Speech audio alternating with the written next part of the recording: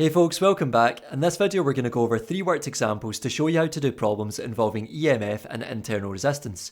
Now if you haven't already done so, check out my previous video covering the theory on this topic, and that way you can apply what you learned in that video to this one. So let's get started. Question 1 says that a circuit contains a battery of EMF 4 volts and internal resistance 1.5 ohms. The external resistance is 6.5 ohms.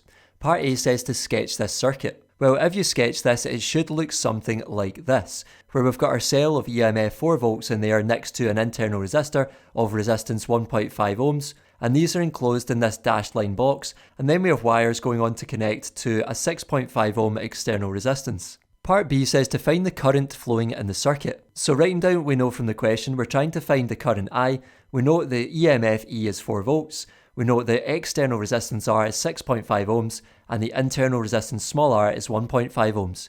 So writing down our equation, we have E equals V plus IR, but remember the trick here is if we're asked to find the current, we can expand the V by Ohm's law to say V equals I big R.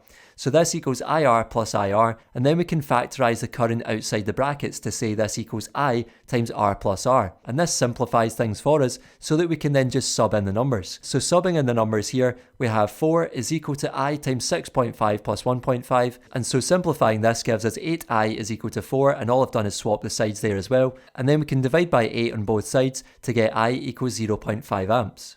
Part C then says to find the terminal potential difference, TPD. Well, writing down what we know from the question, we're trying to find big V, the terminal potential difference. We know the current I is 0.5 amps from part B, and the external resistance R is 6.5 ohms. So writing down our equation for Ohm's law is simply V equals IR. Substituting in the numbers gives us 0.5 times 6.5, and putting that into your calculator gives a final answer of 3.3 volts if you round it to 1 decimal place. Lastly, part D says to find the short circuit current. Well, remember for a short circuit, we can say that the load resistance R becomes 0, so that means that the voltage, i.e. the terminal potential difference, also becomes 0. So we can say firstly that V equals 0 for a short circuit. And then writing down what we know from the question, we're trying to find the short circuit current I. We know the EMF E is 4 volts, the terminal potential difference V is 0 volts in this case, and the internal resistance R is 1.5 ohms. So writing down our equation, we have E equals V plus IR, but remember this is going to simplify since V equals 0 volts. So we end up with essentially E equals I small r. So we get 4 equals 0 plus 1.5 times I. So this is the same as 1.5I equals 4, just swapping the sides there and getting rid of the 0. And then we can divide both sides by 1.5 to get I equals 2.7 amps. Question 2 says that a circuit is set up as shown below. So we've got our dashed line enclosing the internal resistance R and a battery of EMF 5 volts. We've then got an ammeter in series with a 12 ohm resistor. So it says the EMF of the battery is 5.0 volts and the reading on the ammeter is 0.35 amps. Part A says what is meant by an EMF of 5.0 volts.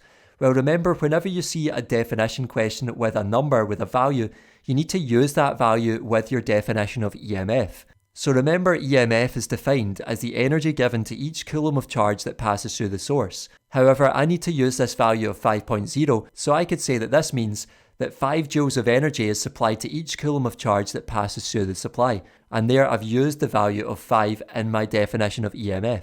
Part B then says to calculate the internal resistance R of the battery. So writing down what we know from the question, we're trying to find small r. We know the EMF E is 5.0 volts. We know the external resistance R is 12 ohms, and we know the current I is 0.35 amps. So writing down our equation, we have E equals V plus IR, and what I'm doing again, just like in question 1, is expanding this V to be I big R. So this is from Ohm's law, remember, V equals IR. So what I can then do is sub in the numbers to get 5.0 is equal to 0.35 times 12 plus 0.35 times small r. Then I can simplify these terms to get 0.35R is equal to 0.8 just by doing 0.35 times 12 and then subtracting that from 5. So then dividing both sides by 0.35 gives me a final answer of R equals 2.3 ohms once you put it into a calculator. Lastly, question 3 says that a physics student sets up the following circuit. So you've got a voltmeter in parallel with your battery next to an internal resistance, and you've got some wires connecting a switch to a 2 ohm resistor. It then says the reading on the voltmeter is 12.0 volts when switch S is open, and the reading drops to 11.7 volts when switch S is closed. Part A then says to calculate the current in the 2 ohm resistor. Well, the first thing you need to realise is that when the switch S is open, It's essentially as if we don't have this stuff here at all, and all we would be measuring across the battery is the EMF. Because remember, when a voltmeter is connected across a battery in parallel with it, and there's no current flowing in a circuit, then that means that you're going to measure the EMF. So we are essentially told here that the EMF is 12.0 volts. And then we're told that when the switch S is closed, when a current does flow in the circuit, the reading on the voltmeter drops to 11.7 volts. So that is actually my voltage that is left over once we have lost some volts through the internal resistance. So this is actually my terminal potential difference, 11.7 volts, that is available to the rest of the circuit when the switch S is closed. So for part A, to find the current, we can write down what we know from the question first. So to find the current I, we know the potential difference V is 11.7 volts from the question. We know the resistance R is 2 ohms, and writing down the equation for terminal potential difference V, we have simply V equals IR for Ohm's law. Rearranging for current I, we can divide both sides by R to get I equals V over R. Substituting in the numbers gives 11.7 divided by 2, and putting that into our calculator gives a final answer of 5.9 amps. Part B then says to determine the lost volts. So to do this, we can use the conservation of energy, or the fact that we know the voltages are going to add up to give the EMF. So because the EMF is equal to the sum of the terminal potential difference and the lost volts, we can rewrite this as lost volts is equal to the EMF minus the terminal potential difference. We could then write this in symbol form, where we call lost volts small v is equal to the EMF big E minus big V, which is the terminal potential difference. We can then sub in the numbers which we know for that. So we know that E is 12.0 and big V is 11.7. So this gives us 12 minus 11.7 is the same as 0.3 volts. So this is the small amount of voltage that is lost due to the internal resistance of the battery. Part C then says to calculate the internal resistance. So writing down what we know from the question, we're trying to find small r. We know the lost volts V is 0.3 volts and the current I is 5.9 amps. So I can actually use the expression that we saw in the theory video for this topic for lost volts, which is a form of V equals IR using small v lost volts is equal to the current I times the internal resistance small r. Rearranging for small r, we divide both sides by I to get R equals V over I. Substituting in the numbers gives us 0.3 divided by 5.9, and putting that into your calculator gives a final answer of 0.05 ohms. Lastly, part D says that another 2 ohm resistor is connected in parallel with the load resistor.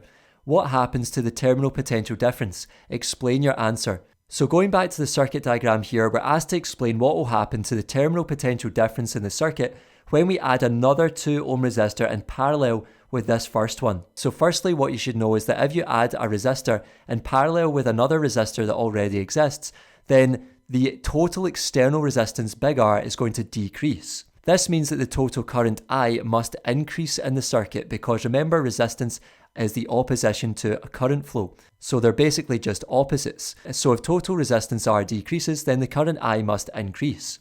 And since our equation for EMF is E equals V plus IR, we can rearrange for the voltage V, or the terminal potential difference V, because remember, that's the one that we're trying to see what happens to. So if we rearrange for big V, we subtract IR from both sides to get V equals E minus IR. And since the current increases, remember, the value of the lost volts, IR, must increase. So essentially we are going to be taking away a bigger number here because the current is bigger. And we're saying the EMF and the internal resistance are staying the same. So if big E and small r stay the same, but the current I here increases, then we are essentially subtracting a bigger number here. So that means we can determine what's going to happen to our terminal potential difference. And in actual fact, this causes V to have a smaller value. So therefore, we could say that the terminal potential difference V decreases. That's all for this video, folks. Thanks for watching. If you made it to the end, I really appreciate it. Make sure to give the video a like, subscribe to the channel, and I'll see you in the next one. Take care.